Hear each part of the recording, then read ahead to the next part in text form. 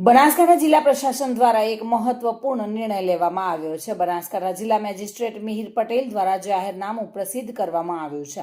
આ જાહેરનામું ગુજરાત પોલીસ અધિનિયમ 1951ની કલમ 33(1)B હેઠળ બહાર પાડવામાં આવ્યું છે, જેમાં સ્પષ્ટ જણાવવામાં આવ્યું છે કે રતનપુરથી મેરવાડા ગામ વચ્ચે આવેલો બ્રિજ હવે ભારે વાહનો માટે બંધ રહેશે।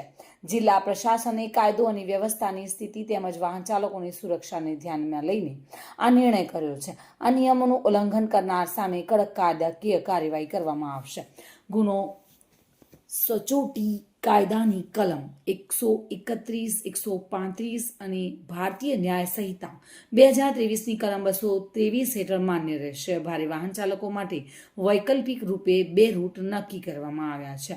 પહેલો રૂટ રતનપુર ચોકડીથી લાલાવાડા, વગડા, ખારુડિયા, સેમોદરા, હોટીને મેરવાડા ચોકડી તરફ અને બીજો રૂટ મેરવાડા ચોકડીથી સેમોદરા, ખારોડિયા, વગદા, લાલાવાડા થઈ રતનપુર ચોકડી તરફ રહેશે। બંને રૂટની લંબાઈ લગભગ 12.9 કિલોમીટર જેટલી રહેશે। તો ભારે વાહન ચાલકોએ જિલ્લા મેજિસ્ટ્રેટના આ જાહેરનામાનું પાલન કરવાનું અનિવાર્ય રહેશે અને મુસાફરી માટે સૂચવાયેલ વૈકલ્પિક રૂટનો ઉપયોગ કરવાનો રહેશે। ત્યારે જોવું એ રહ્યું કે વહીવટીતંત્ર બહાર પાડેલા જાહેરનામાનો કેટલો અમલવારી કરાવી શકે છે। પાલનપુર તાલુકાના ઉમરદશી નદી ઉપર રતનપુરથી મેરવાડા વચ્ચે રાષ્ટ્રીય ધોરીમાર્ગ નંબર 58 ઉપર જે બ્રિજ આવેલો છે એ બ્રિજ 1965ના સમયગાળામાં બનેલો હતો।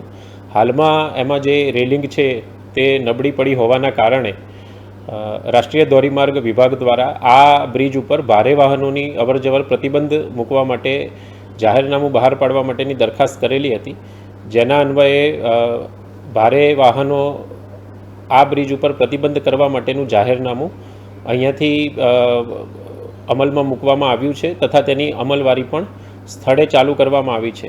ખાસ કરીને રતનપુરથી મેરવાડા જતા આ બ્રિજ ઉપર આગામી ભાદરવી પૂનમના મેળાને ધ્યાનમાં રાખી લાખો શ્રદ્ધાળુઓ પસાર થતા હોય છે, ત્યારે ભારત સરકાર દ્વારા પણ 4 માર્ગીય જે નવો મેજર બ્રિજ છે અહીંયા મંજૂર કરી દેવામાં આવ્યો છે અને ભાદરવી પૂનમના મેળા પહેલાં પાકો જે ડાયવર્ઝન છે આ રસ્તે આપી ભાદરવી પૂનમના મેળામાં શ્રદ્ધાળુઓને કોઈપણ જાતની તકલીફ ના પડે તે પ્રમાણે સમય મર્યાદામાં કામગીરી પૂરી કરવા માટે રાષ્ટ્રીય ધોરીમાર્ગ વિભાગને પણ સૂચના આપવામાં આવેલ છે।